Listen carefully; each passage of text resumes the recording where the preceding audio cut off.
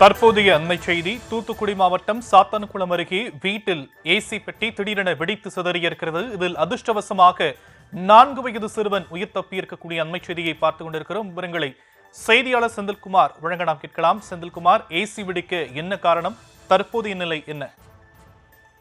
வணக்கம் சார். அதாவது தூத்துக்குடி மாவட்டம் சாத்தான்குளம் அருகில் வீட்டில் திடீரென ஏசி வெடித்து அதிர்ஷ்டமாக உயிர் தப்பிய 4 சிறுவன். அதாவது தூத்துக்குடி மாவட்டம் சாத்தான்குளம் அருகே உள்ள அரசூர் பனவள பகுதியை சேர்ந்தவர் ரவி. இவருக்கு 2 மகன் மற்றும் 1 மகள் உள்ள நிலையில் அனைவரும் திருமணமாகி குடும்பத்துடன் வசித்து வருகின்றனர். இவர் அப்பகுதியில் உள்ள தோட்டங்களில் தேங்காய் வெட்டும் பணியில் ஈடுபட்டு வருகிறார்.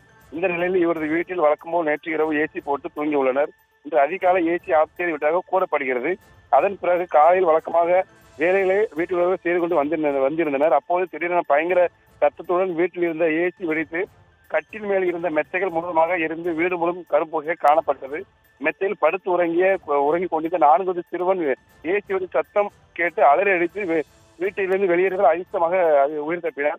மேலும் அதன் பிறகு அக்கம் பக்கத்தில் உள்ளவர்கள் அனைவரும் சேர்ந்து தண்ணீரை ஊற்றி தீ அணைத்தனர். இந்த தீ விபத்தில் வீட்டில் இருந்த 2 மெத்தைகள் மற்றும் டிவி உள்ளிட்ட பொருட்கள் இருந்து சேதமாகிய நிலையில் இந்த அதிகாலை ஆப்ஷன் ஏசி திடீரென வெடித்தது எப்படி என்று வீட்டில் உள்ளவர்கள் கூறி வருகின்றனர். அதே போல பார்த்தா இந்த வீட்டில் இருந்த ஏசி வெடித்த சம்பவம் அப்பகுதியில் பெரும் பரபரப்பை ஏற்படுத்தியுள்ளது.